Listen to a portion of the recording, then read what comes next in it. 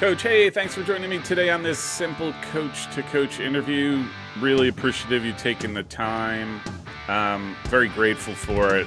Look, you're one of the coaches I've been dying to talk to, just because it's your first year at Chicago after a huge last year. So really appreciative you carved out some time for me. Absolutely. Thanks for having me. All right, Coach. So you're a rookie.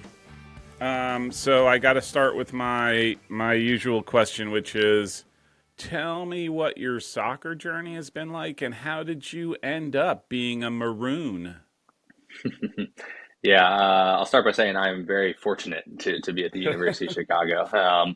When I was applying for the job, I definitely in my mind was like, hey, let's see what happens, but they're probably going to hire someone with 20 years of D1 head coaching experience or some MLS assistant or whatever. So, very, very fortunate to be here. So, I'll just kind of give a brief overview of my coaching journey. I actually started out as a high school biology teacher. Thought I was going to teach for my whole life, and the high school I taught at inevitably needed a soccer coach. So very quickly fell in love with coaching. I played Division 1, I was captain, all that good stuff, but I never really considered coaching. And then the high school needed it, and then I just kind of never looked back. I actually quit teaching after 2 years because I that quickly was like, I need to pursue a career in coaching. So I would say, did the club thing. I would say kind of my big break is I got in with the DC United Academy. So I was living in DC at the time after graduation. So that opened up all sorts of doors. Just tons of development during that time in terms of my technical, tactical knowledge, how to lead a team, all that stuff, and just some fantastic mentors there. So, through connections, how it kind of always works in every industry. One of the DC United guys was an assistant at Catholic University, which is a D3 program in like very top north part of DC. Yeah, they make the tournament about every year. So assistant positioning opened up there, got my name in the door. And so that was my first year of college coaching. So that was great. And then from there, opportunity opened up at Davidson. Again, just kind of knew the right people to get me an interview. So I went down to Davidson College in North Carolina. Didn't know a soul down there in Charlotte, but figured I'd take a chance on coaching D1. And the coaching staff at the time had something like 52 years of combined D1 knowledge or something like that. And I was coming in as, oh, great, I'm just going to coach D1. So that was a blast. And then very fortunate that one of the previous U Chicago head coaches, Mike Bapps, he ended up taking over the Davidson program, and he decided to keep me on board. So kind of forever indebted to him. As you know, a lot of times with turnovers, the assistants are, just kind of hung out to dry. So he kept me on. So I was at Davidson for about 3 years, eventually got a head job, my first head job at Division 3 at Johnson & Wales Charlotte. It's a program that's actually transitioning into Division 3. Did well there over 2 years, and then University of Chicago opened up, and Mike Bapps is fortunate to be a reference for me, and here I am. Oh, wow. Yeah. All right, so may I ask, where did you play? I started off at a tiny little private school in Maryland called Mount St. Mary's University. Played there. That's where I got recruited, and then I ended up transferring to George Mason University in Northern Virginia. I don't have any like dramatic story. I very much enjoyed both.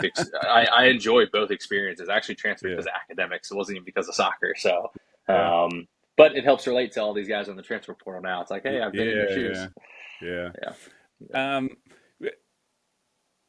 That's interesting that you went.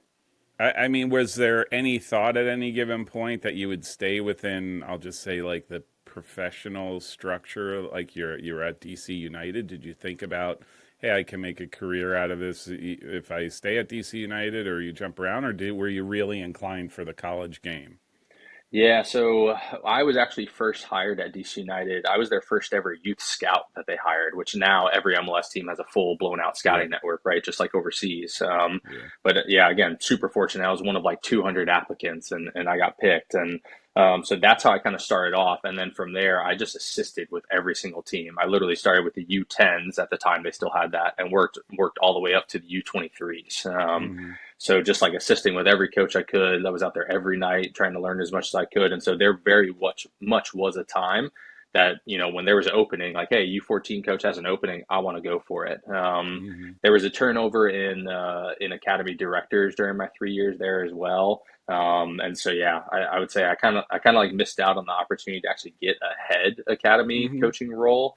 Um, which I think in hindsight is kind of a blessing. Like I've had a couple, I won't say opportunities, almost like instances where I've been in the MLS game. Like I did this kind of internship thing down in Austin actually last summer with Austin FC. And as cool as the professional game is, I am really big on kind of the family work life balance. I got a 1 year old daughter.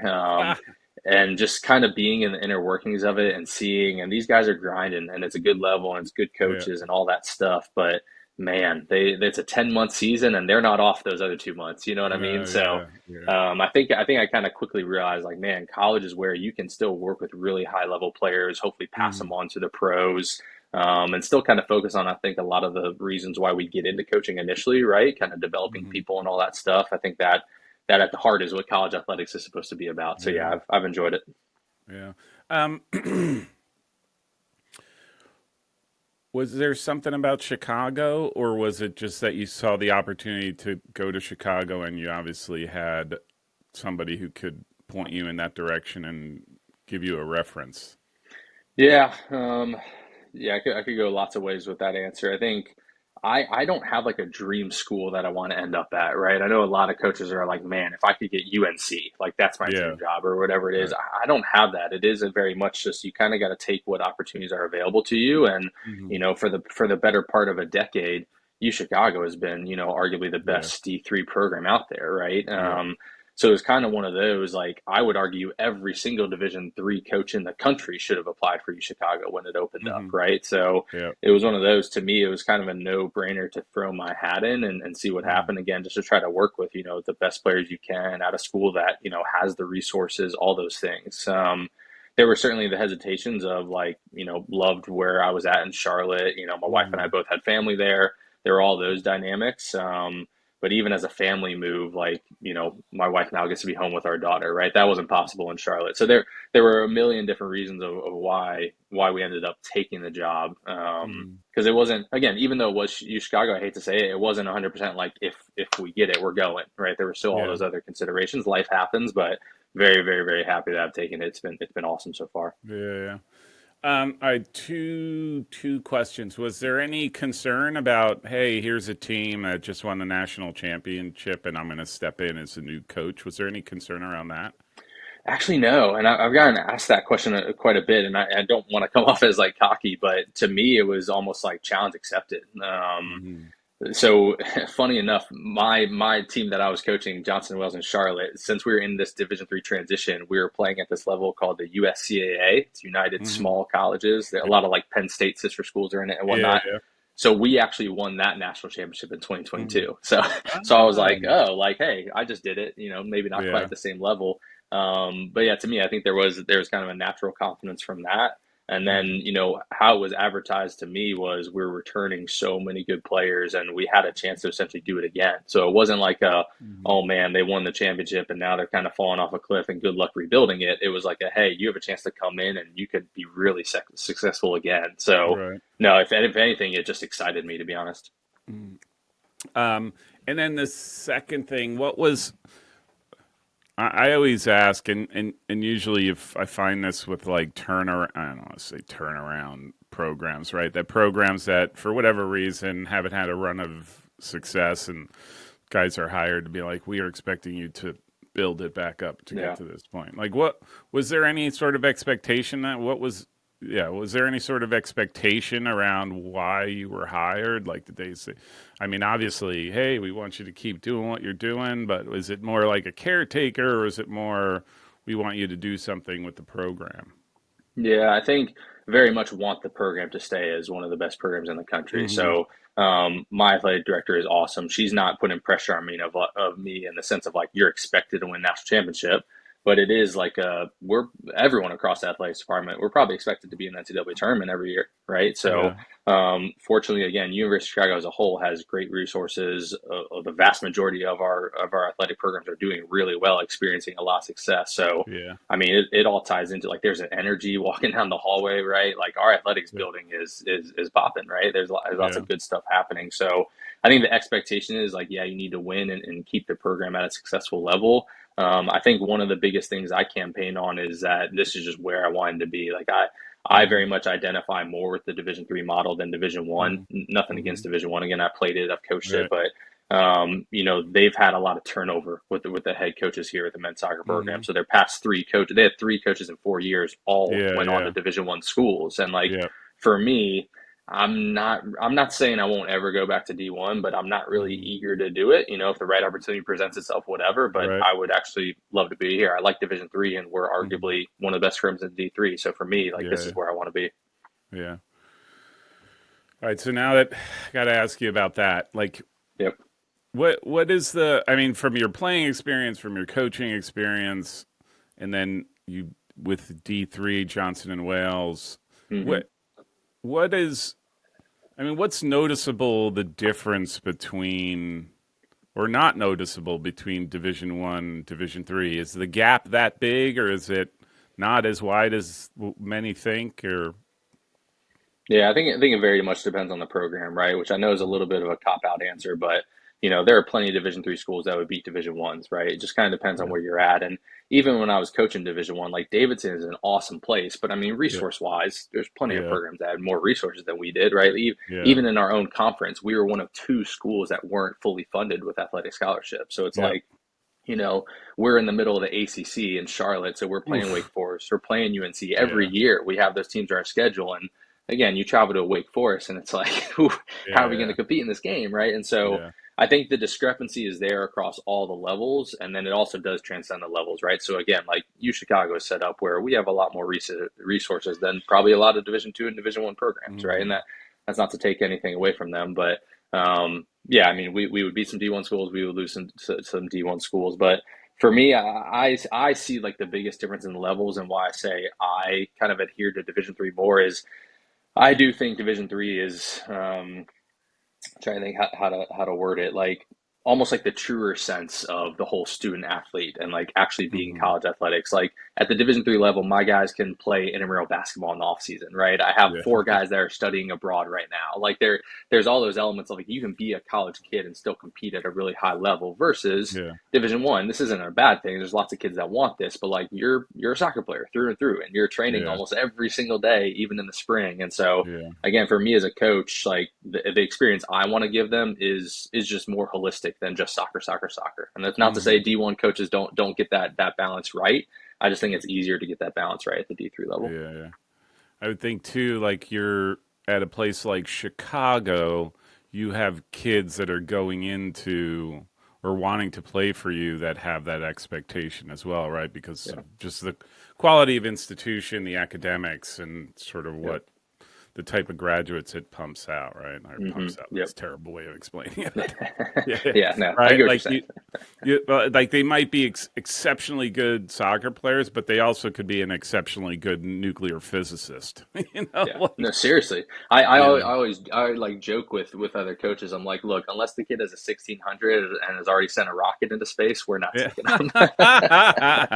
That I mean that's that very is true. that's Yeah. yeah, yeah. Yeah, but That's it presents such an interesting, I guess, like dynamic. Like I have a master's degree in essentially it's like positive sports psychology, and like I right. love the leadership side of it, and so I do Hmm. think it's a balance of like there are recruits out there who want to use soccer to get into the best school that they can. Right. That is Yeah. not a bad thing at all. No. But No. if they get into that school, let's say it's U Chicago, and then to them they've achieved what they wanted to achieve, Yeah. that means freshman or senior year they're probably not going to grow much. Versus the Right. kid that, hey, I've played MLS Academy and I'm Yeah. choosing to go to college instead of pursue a professional contract in hopes that Yeah. that professional contract still might be there for me. Yeah.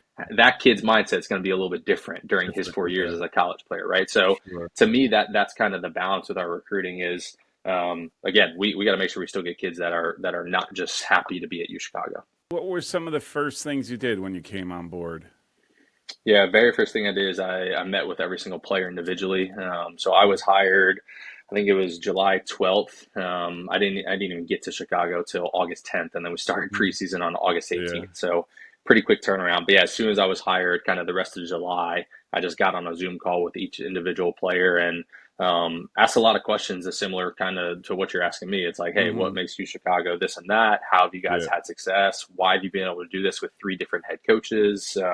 why'd you choose U Chicago? So just really trying to get to know them a little bit more about the school, a little bit more about the program. And a lot of it was kind of trying to see like where their head was at, right? I think there's Hmm. there's the Super Bowl hangover, right? Where it's like, Yeah. am I coming into, hey, I have all these expectations of us trying to repeat? Are the guys pretty content? And, very quickly they showed me that that wasn't the case, right? They're still Hmm. super hungry. Yeah, a lot of those just individual conversations. And then Yeah. certainly trying to get to know the assistant coaches and plan out the Yeah. preseason and all that fun stuff. How what was your impression when you first got there during preseason around the team? Did it exceed expectations? Were you pleasantly surprised? Were you expecting more? No, I think like it was probably about what I was expected. Like I kind of learned early on as a coach, I'm not one of those coaches that I guess like overhypes people. I'm kind of like, Hmm. yeah, they're soccer players. That's a good player. He'll make mistakes, whatever. Like even when I was a high school coach, you had these coaches that are like, oh, this kid's gonna be all state. We'll put him on for Yeah, 15 minutes. He'll score a yeah. goal, and it's just like people hype up these kids so much. And I'm Yeah, just like, I don't know. Like I hate to say it, but like almost no one impresses me all that much, right? Like yeah, even when I'm coaching D1 or I'm playing, coaching against ACC schools, I'm just like, yeah, he's a good soccer player, whatever. yeah, They're not flawless. Even Messi is not yeah. flawless, right? So no, I think I came in, and I do think my past experiences of maybe working with DC United and again coaching against ACC schools, coaching Division 1, I think that did help to like, yeah, these are really good Division 3 soccer players, and we Yeah. got a lot to work with here, no problem. Yeah. It- It's just so I find it really that it's interesting. It's funny how you say like nobody really impresses you, soccer players, just maybe because you're petty.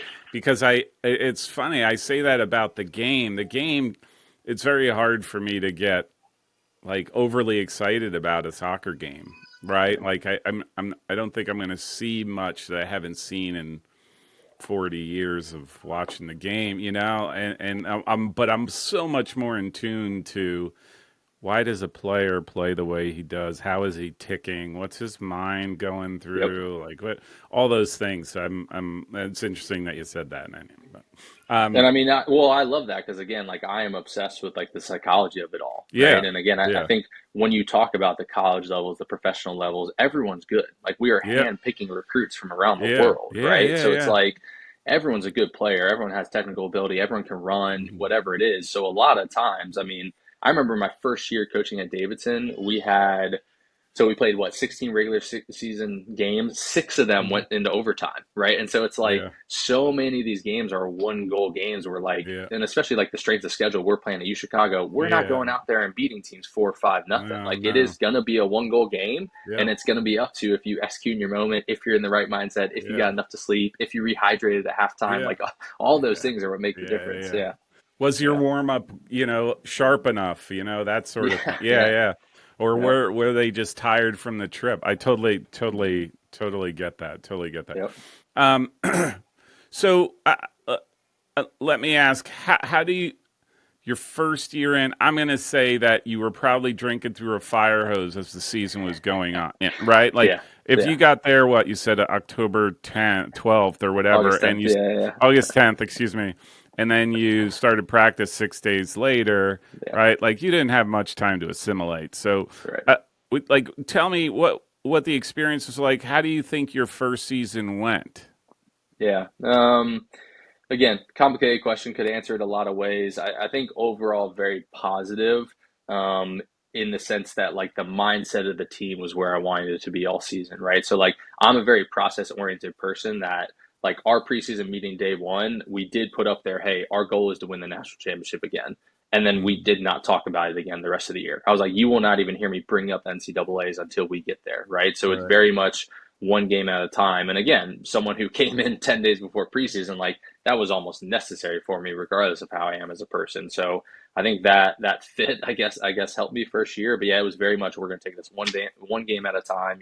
One training, one meeting at a time, and just get to where we needed to be at the end. And to be honest, it wasn't all rosy, right? Like I know you have the Mm-hmm. schedule up in front of you. Like we went through a stretch in October, I think like 4 games in a row where we didn't score a goal, and a lot of ties, and we never dropped out of the top 25, but you're kind of like dropping down, and you are starting to get a You little bit see of it. fear of like, Yeah, Yeah, you and started getting pressure, straight. right? Like, Yeah, you st- and like, but again, in terms of psychology, it's like, man, how much that pressure actually probably helped us by the end of the yeah, season, right? Because yeah, we're U Chicago, right? So we expect to be in the NCAA tournament. It's like, well, hey guys, we have 4 games left in conference, and unless we do something, we're not going to be in the NCAA tournament, right? So it's yeah, like, pressure's a privilege, and how are you going to use it to bring the best out? And fortunately, our guys did. I mean, we went on a tear at the end of the year. I think 3-game unbeaten streak going into yeah, the NCAA's. So yeah, so we all, I guess we kind of righted the ship, if you will. But yeah, we were disappointed to lose in the Elite Eight. That was a blow. I think even the current sophomores, right? Like they'd uh-huh. never experienced loss at Chicago. They went Yeah, yeah, undefeated their freshman year, and so yeah, I remember end of year meetings. I had a couple of those guys say like, "Man, coach, we didn't even think it was possible that we wouldn't even be in the Final Four," right? And so in that sense, again, it's like, how can I use that to make them even hungrier and ready to get yeah, after it for this upcoming yeah. season, right? That, that I will say that final stretch, you had four pretty brutal games, right? Like Yeah, four or yeah, five. You you know Rochester, go to you tie Carthage, NYU, Brandeis in Mass, yeah, Case in yeah, Ohio, Carnegie Mellon in PA. Like those yeah, are not. You're not. Though you're not. That's not an easy path under any condition, yeah, right? Like yeah, I guess you're right. You're not playing. I mean, you are Chicago, right? You don't. You're not playing throwaway games, right? Like, oh, we right. don't. We could do whatever. Yeah, our conference is awesome. On the women's side, 7 of the 8 teams made the NCAA tournament. It's just ridiculous. Yeah, Yeah, yeah. our conference is Just, awesome. yeah. And it's. I mean, the quality across the board Yeah. on that is pretty crazy. Oh yeah. Would you say that stretch was the most eye-opening experience for you? That where you just you couldn't score, or yeah, little to no scoring. I mean, you lost to NYU 1-0, but Yeah. you tied the rest. It was that, or was there a point in the season where you're like, this team is really good. Now we just got to capitalize on it some more. Yeah. Or, It was very much that. It was that latter point. I think we as a coaching staff and as the team, I think always had the belief. I think Brandeis was maybe the one game that probably had the least amount of confidence. I think that was right in the Mhm. middle of our stretch of not scoring goals, Yeah. and Brandeis was a great game for us. Like Brandeis played well too. Like I remember they hit the crossbar towards the end of the second half where they Mhm. could have stolen the game, right? Mhm. But yeah, I mean, I think we hit the post like 3 times in that game. That was one of the games where we get back on the plane and we're like, man, like when are we going to score again, right? Like, is it going to Mhm. happen? I think that was maybe the one game where our confidence faltered a little bit, but other than that, again, I think the guys knew the quality within the program. They knew, the Mhm. returners we had. They knew what they could do in the NCAA tournament.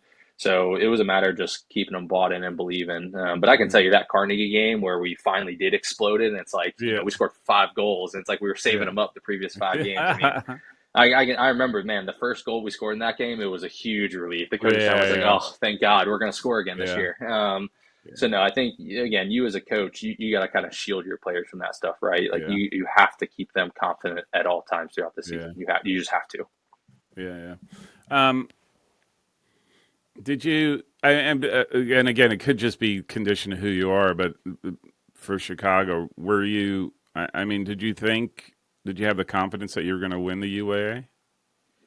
Um, no, I mean, maybe going into the season, I was a Mm-hmm. little naive to it. Like I knew how tough our out of conference schedule was. I think Mm-hmm. I think we ended up playing. This includes conference, but I think we ended up playing like 9 teams that made the NCAA tournament. So I believe Yeah. we had the toughest strength of schedule in the country. So it was one of those. Like I will admit, I almost maybe kind of underestimated the conference just in the sense of I Uh-huh. was so focused on how tough our out of conference was. So again, we're taking it one game at a time. We're playing all these really good teams with the concept of, hey, we're going to be battle tested, and then we get in the conference, and it's nothing we haven't seen before.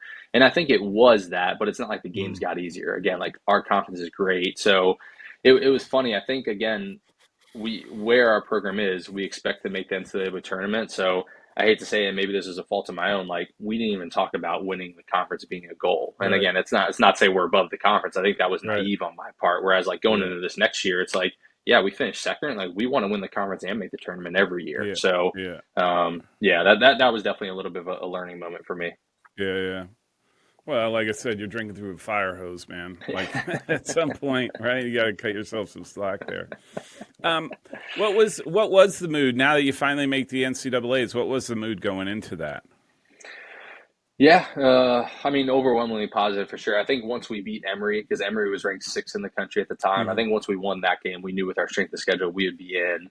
And then we took care of business against WashU as well. So we were kind of riding the high for 2 weeks.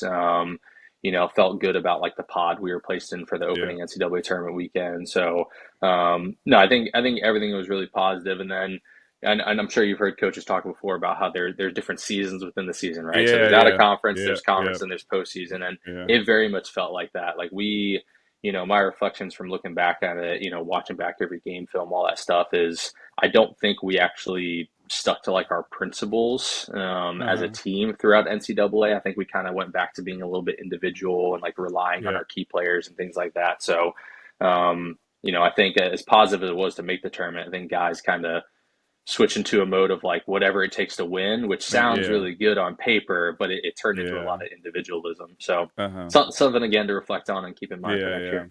Yeah. Did you get a chance to watch any of the games from 2022? Yeah, Or I did. Yeah, yeah. So that was during my interview process, and then Mhm. getting hired. That was definitely a priority. Yeah. One of the one of the parts of my interview was the three captains actually got to grill me for an hour and a half on Zoom. So you better believe before that I was like I better know Yeah. something about their style of play and all that stuff, Yeah. right? So Yeah. those guys were awesome though. But yeah, so no, watched a lot of the game, and so I did come into preseason with basically the concept of, and I told the team this, is like, I'm not coming in trying to change a whole lot. Clearly, what you guys are Mhm. doing is working, Yeah. right? Yeah. Yeah. And so, like, we barely tweaked the formation, but we kept it like pretty similar. Mhm. So yeah, my goal, and I told the guys this was like, I want to keep like 85% that's the same, and Yeah. 15% of it will be like my new wrinkles or whatever. And Yeah. I think we actually stayed pretty true to that throughout the year. Yeah. Did I'm just curious, like just in terms of style of play, quality of play, do you look at it the 2022 and 2023, and do you think you were on par with each other? Oof, I haven't been asked that one. That's That's really tough. Yeah. yeah. I think from what I've heard and seen, and even talking to like Coach Sitch, she's been awesome. Like the minute I got Hmm. hired, she reached out and she Yeah. texted me throughout the season and all that. She was great. I think if I had to sum it up, the 2022 team I think was more defensive focused. Yeah. Kept way more shutouts. They had two stud All American center backs. Best So I center think back duo in yeah, the yeah. country. That was my vote. Exactly, exactly. So I think, and even hearing from again the assistant coaches that worked with Sitch, I think a lot of their training sessions were like defensive focused and like we're Yeah. going to take care of that side of the ball first, and goals will come. Hmm. I'm a very attacking minded coach, so it was opposite. It was a hey, I see you guys winning all these games 1-0, and I think we actually should do better than that. So Hmm. I kind of challenged our guys to almost be more of an offensive powerhouse, and Hmm. tough to say if that actually came off. Again, we went through a stretch where we didn't score. Then we had a couple games we scored 4 goals, 3 goals, 5 goals. So who knows? Who knows? Yeah. Up to interpretation. But yeah, no, I mean, all in all, I think you could easily say the 2022 team was better. Just again, they Yeah. went undefeated. That's so Yeah. unprecedented in any Yeah. college Yeah. season. But still, really, really happy with what we did in 2023. And I Yeah. do still think we were good defensively. We were good in the attack, maybe just not as good defensively as Yeah. 2022. Well, it's interesting, and I don't mean this as a reflection of good or bad. I just think Yeah, I just look at the 2022 season. Why I asked you at the beginning, like, were you hired for a purpose? That line of questioning, right? Like, that was yeah, probably the most complete, perfect season yeah, I've ever seen, right? Like yeah, of a team. I mean, the way they played, the confidence, all of those yeah, things sort of all bundled into that one season. And so, yeah. you know, 2023 different, like that becomes a big expectation, I think, or again for your own players, right? Like we should be able to Yeah. do the same thing, and I don't think that's ever the case, right? Like just Yeah, and I think like credit to Sitch as well, and then that's not yeah. just like blowing smoke. Like again, I've heard a Mhm. lot about how she ran things from the players, from the Yeah. assistant coaches, and like I think she managed that really well. Like she knew she had a quality team. Like that Yep. was only her 1 year in charge too, right? And Yeah. yeah, she had the spring with them, whatever. But like Yeah. she came in and in 1 year like she was able to let them go out and express themselves and play and Yeah. adapt to different teams. And like you said, they Yeah. could hit long balls or they could break you down on Yeah. the ground. Like Yeah. they could do everything. And I do think as a coach, she managed that incredibly well, right? Yeah. So yeah. So it goes back to the old like soccer is a simple game and we overcomplicate it, right? So Yeah. again, I Yeah. come into a team that's undefeated. It's like, man, Yeah. maybe I should just sit here and not do Yeah. anything, Yeah. right? So it's Uh, how much do you push for what's right versus like, God, yeah. just go out there and play. Yeah, yeah. Should have cocktails delivered to you, like on the sideline. Yeah, you guys, here's the balls. Just go. That would have been my approach. Like, I'll just hang Yeah, out right. here. You guys tell me when you're done, and we're good to go. Yeah, Um, right. all right. So you cross paths in the quarters against the eventual national champion, Yep. Saint Olaf. What's your impressions of that game? What was your impression of Saint Olaf? Yeah, so I will give tons of credit to him. So I don't know if you know Justin, but like he was a Yeah. first year head Yes. coach, right? Yeah. And like he was assistant there for a couple of years, but like he's a Yeah. young guy.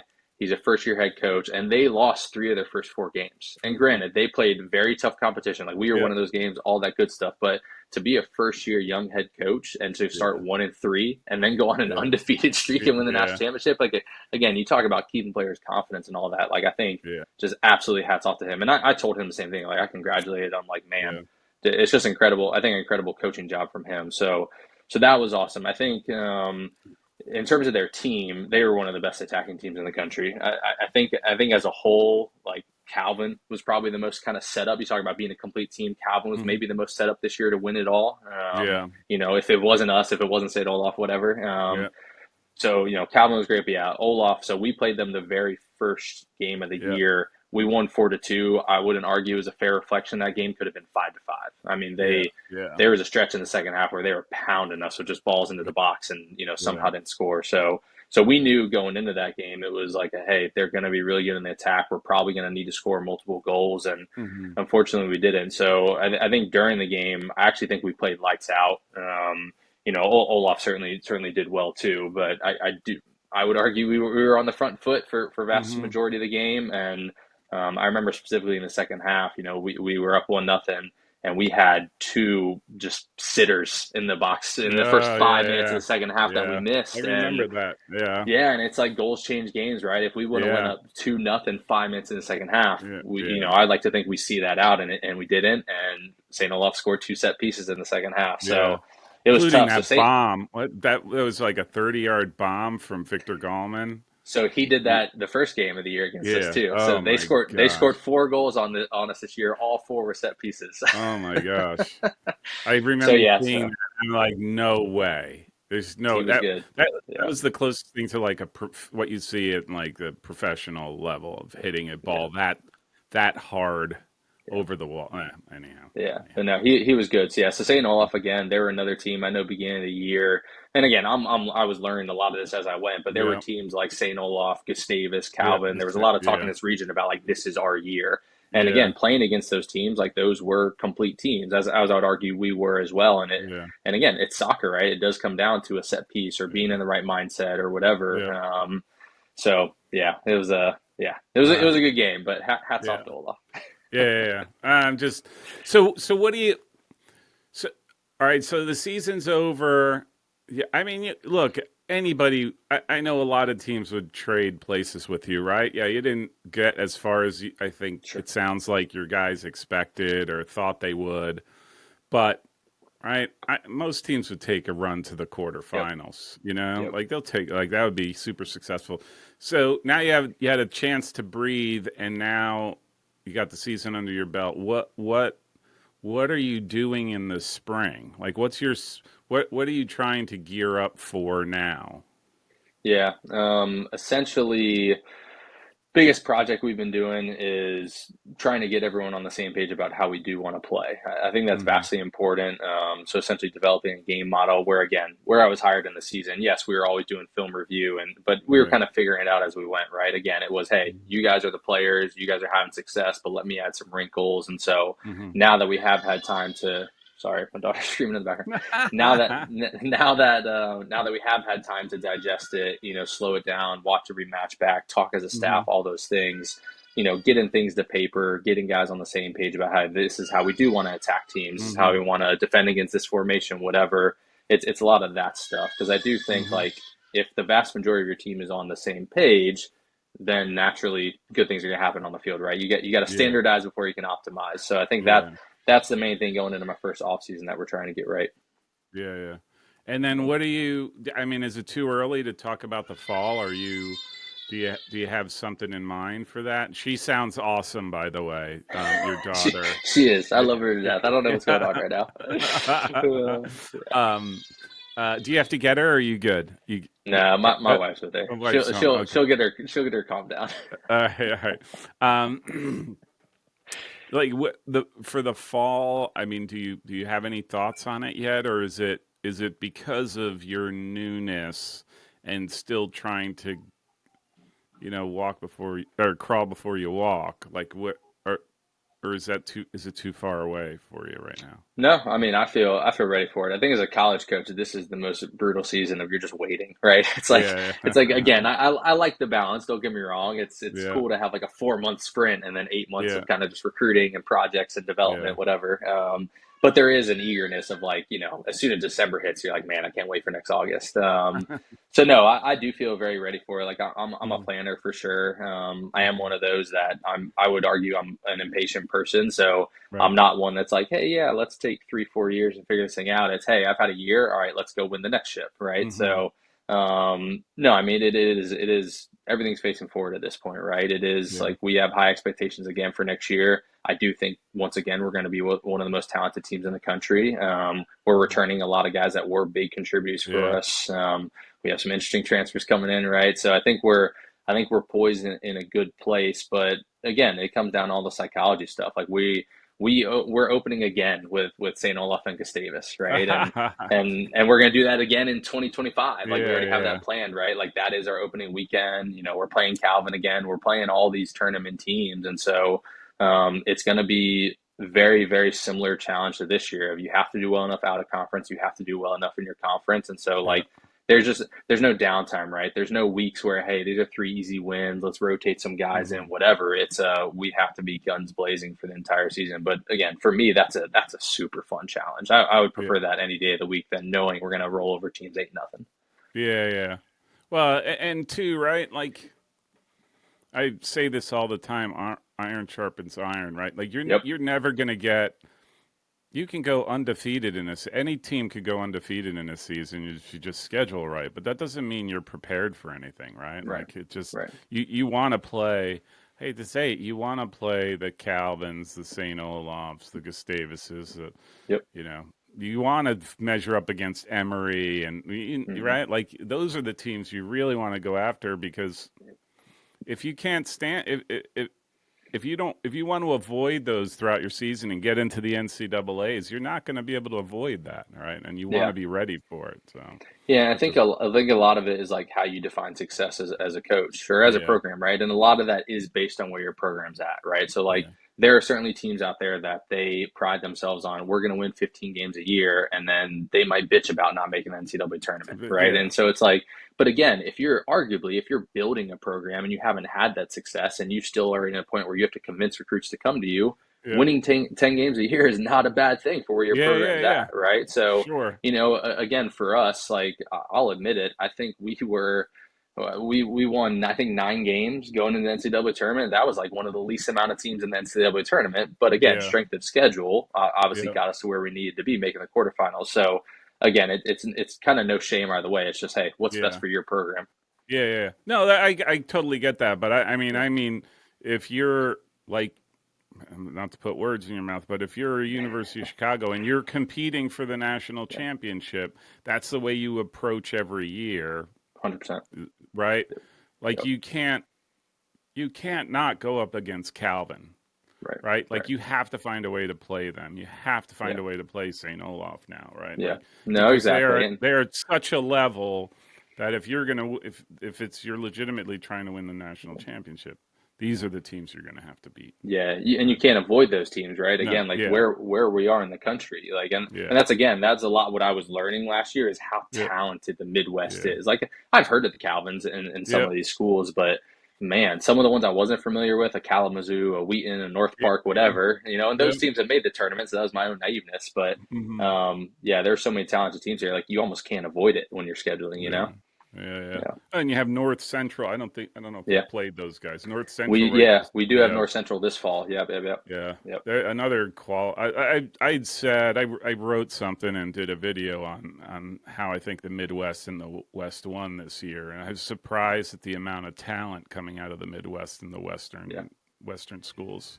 yeah. No, Anyhow. I was as well. Yep. All right, Coach. I'm going to let you get on with your day. Really, really do appreciate this. This is fun. Appreciate Yep. your daughter chiming in. That was awesome. I'm not cutting that out. You kidding Nice, me? Come nice. on. Yeah, keep it, She's keep it. I want you to keep it. she has a great radio voice. I have not seen her, but I'm sure she's great for the cameras too. But no, thank you very much for this. This is fantastic. I wish your men all the best and yeah, get after it. Awesome. Thanks so much, Paul. Thank you.